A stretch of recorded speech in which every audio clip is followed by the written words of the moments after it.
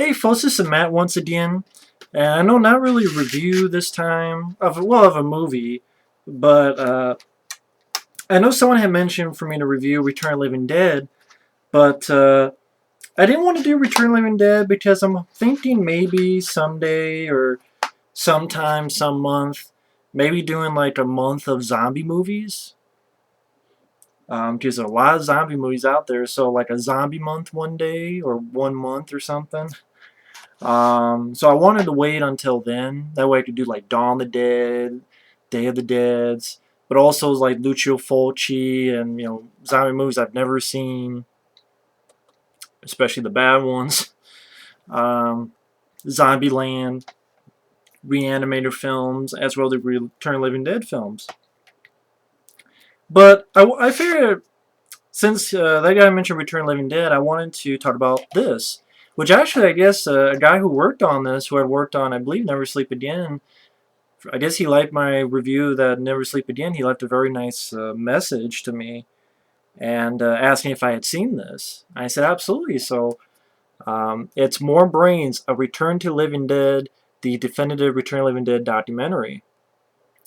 And basically, this DVD is, as you can see right here, let's see, was there anything, has a, yeah, it's a pretty lengthy documentary as well.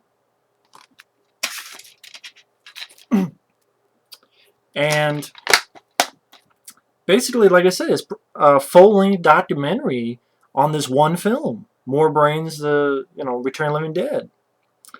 And it's a really interesting documentary. I think it's really well done. Like I said, it's a good length. You get to know a lot about the film. They get a lot of people. I mean, if you're a fan of Return of the Living Dead at all, even if you just, you like it, it's still a good one because there's a lot of fun stories. The hardship of making the film. I know one of the people, unfortunately, who couldn't be on it is Dan O'Bannon, the director, who had passed away. I think not too long before this was done, he had passed away, which is very sad. But they got a lot of people. They got Miguel A. Nunez Jr., they got Linnea Quigley, they got Don Calfa, they got Clu Gulager. Pretty much anyone who was in the film. Like, they got the guy who played the Tar Man, who was in the suit of the Tar Man. They even, this was crazy, during the film there was a makeup effects guy who got fired like halfway through, and they actually interview him. And that's what I mean. Like, you know how every movie, well, not every movie, but there's a lot of movies that have interesting stories behind them. This one is one of them because, it's a fun movie. Wasn't the most, there's a lot of stress during the shoot. There's a lot of problems. Like, Clu Gulager got cast at the last minute, and him and Dan O'Bannon had a lot of, fights, which is fun to listen to. Linnea Quigley, she talks about the scene where she got fully, naked and, dancing on the crypt, doing that sort of striptease. You just got a lot of interesting stuff. I mean, I don't know if you can see there. You got Thom Mathews, who was in Friday the 13th Part 6. He was in it. They got him interviewed. They just got a whole lot of people. James Karen, who just seems like just a nice guy, James Karen. Yeah, pretty much everybody.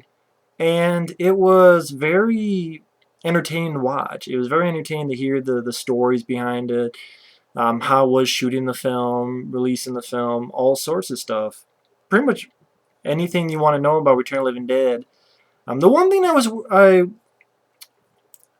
maybe they tried, but I wanted to hear a little bit of background on that song that they got. Do you want a party? Dun, dun, dun. It's party time. Like, I think they got it for a band that did one of the other songs, but it's one of the songs I didn't remember. The one song I remember is "It's Party Time." So that's sad. Maybe they tried and they couldn't get in touch with them. But that's just I really like that song. I wonder what that band's doing now. Because that song, I think it's the best song in the movie. It's the most memorable song. It's party time. Um, but anyway, it's still a great documentary. Really have no problems with it. If you're a fan of it, uh, it's just really lots of good info on the film. And not only that, though, not only do you have pretty much a full-length documentary, like a feature-length documentary, I should say, like a feature-length. I keep saying full-length, but I meant like a feature-length documentary. But you get tons of other stuff. You get about 30-minute featurette on Return of the Living Dead Part 2, which some people on the original cast down on. Some people said the director didn't know what he was doing, because the director of Return of the Living Dead Part 2, he's not a fan of horror films. Even though he directed like one that was with, I think, Nazi zombies. I haven't seen that one. Maybe that'd be another one I'll review if I ever do that month of zombies. Shock zombies or whatever, I don't know. But it's so weird, like, you're doing Return of the Living Dead Part 2, but you're not a fan of horror. So he's like, well, I'm going to do a horror comedy to sort of get myself out of horror. I'm like, it's not really the right idea. Do a drama. But they also get some people who were in Return of the Living Dead Part 2. Like, I know they get like Thom Mathews, James Cameron talks about, and they didn't really have a good time with it. But also who played the lead kid in Return of the Living Dead Part 2, he's interviewed, as well as the lead girl. I think it was the lead girl. I can't remember her name, though. They do interviews for the film. And I thought, wow, that's pretty good. They have a 30-minute sort of featurette on the sequel. I thought that was pretty cool. And then they also have about a 20-minute featurette on Return of the Dead Part 3. So not only do you get a feature-length documentary on the first film, but you get about 30 minutes on the second film, which is the most you're going to find on that second movie. And then the third movie, there's 20 minutes where they talk about, I know they did with the director, Brian Yuzna, I believe that was the director. I mean, I haven't seen that film in a long time. But they talk about the third film as well. They don't talk about fourth and fifth film. I guess because they thought, fuck you, who cares about the fourth and fifth film? Who gives a shit? No one likes the movies. Fuck them. But I'm guessing that's why. But not only that, you get, and I am surprised that this fit on one DVD. I mean, a feature-length documentary. At least to me, it's a feature-length. I mean, it's more than an hour. That to me, for a documentary, is feature-length. But you also get, a 30 minutes on Return of the Dead Part 2, 20 minutes on Return of the Dead Part 3, and on top of that, you get Stacey Q Live. That's the band. It's Tonight music video. Yeah, Tonight. That's the song. You also get Dan O'Bannon's final interview. Like an interview he had done. And the idea is about half an hour long. And it's really good. It's a really good interview. I know some people complain about that commentary Dan O'Bannon. He seems a little bit grumpy. Here he seems not as grumpy. He seems like, hey, I actually like what I did, and that was pretty nice. And it was sort of like made you sad too, because he passed away. And it was also nice, like in the documentary, like when people found out Dan O'Bannon was passing away, or he passed away, like Clu Gulager and them, just their emotions. You can tell they're genuine. They're not fake. I like that. You also get deleted scenes. You get Brian Peck, who played Scuz. He narrates the documentary, but he also is involved in this part called Resurrected Settings, Filming Locations Today. They talk about the filming, like the sets, pretty much where there are today. But yeah, I mean the film, yeah, full-length documentary, which pretty long for a documentary, and I was entertained by it. But he's saying full-length, I mean feature-length documentary. You got all these features about the sequels, and if you're any type of fan of Return of the Living Dead at all, You definitely should get this. And to be honest,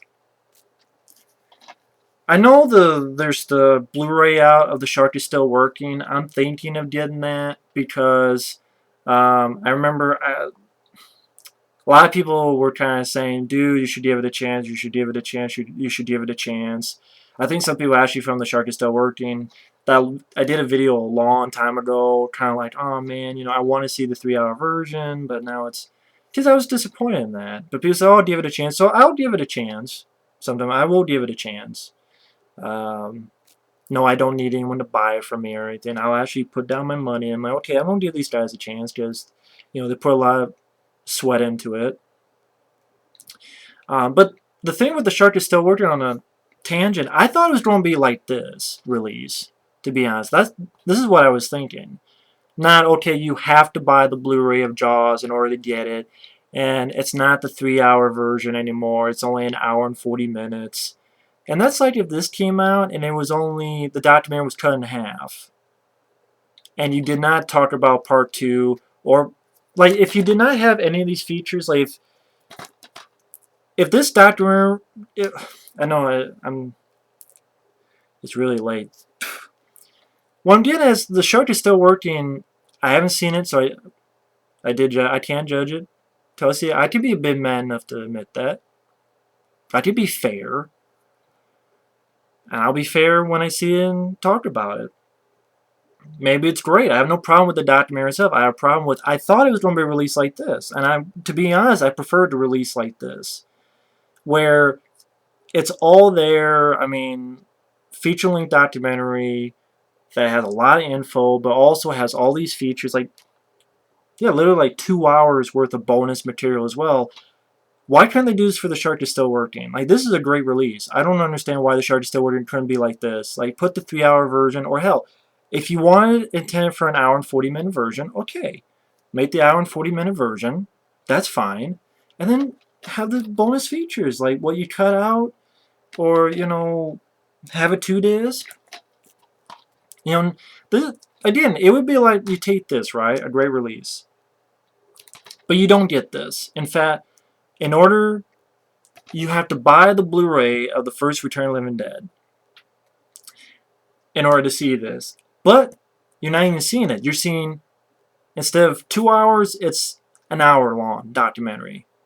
Or it's a 30-minute long documentary. You're not seeing the whole thing. And on top of that, sorry, you don't get the bonus features. Sorry, you don't get the bonus stuff that talks about the sequels. And that to me is like, well, to be honest, if I had to choose, I would choose this. I think this is a better way to release it. I think if they just, okay, we're just going to release, you have to buy the Blu-ray Return of the Living Dead, you have to do that, sorry, you can't get it by yourself, and we're going to cut it in half, because that's how we want it. Which, granted, they're working hard, I understand that. And on top of that, we have to, nope, no feature, no bonus stuff, sorry. I don't care, it's like Trekkies, well, I like Trekkies, but no, sorry. And I don't mean to be downing on that, because I haven't seen it yet, I can't judge it. I'm being fair on it. I'm just saying, when I first heard about that, this is what I was thinking of. And again, this is something I have no problems with. I think it's a great release. I think it was released the right way. I didn't buy it on DVD, buy it up. I have Return of the Living Dead. I don't need it again. I just want to see this, and thankfully they did that. And that's very nice. I think that was very considerate of them. It's the same with Never Sleep Again. I didn't have to buy... That's like, okay, in order to get Never Sleep Again, you have to buy the Nightmare on Elm Street set on Blu-ray. I think that'd be unfair. Buy the Nightmare on Elm Street set on Blu-ray, well, I have them on DVD, I just want the documentary. Sorry, you have to buy the Blu-ray set of... But anyway, I'll see that, and I'll judge it fairly. But this one, I think is a big thumbs up. Really well done. These guys doing this on a roll. I mean, I was not a big fan of His Name Was Jason, but I know they're doing another. They're doing a Friday the 13th one, Crystal Lake Memories, kind of like the book, which I have. I'm really looking forward to that. Never Sleep Again was excellent, and this is excellent. So the guys who are doing these, you do an excellent job, and I hope you do more. Thanks for watching, and take care. Later.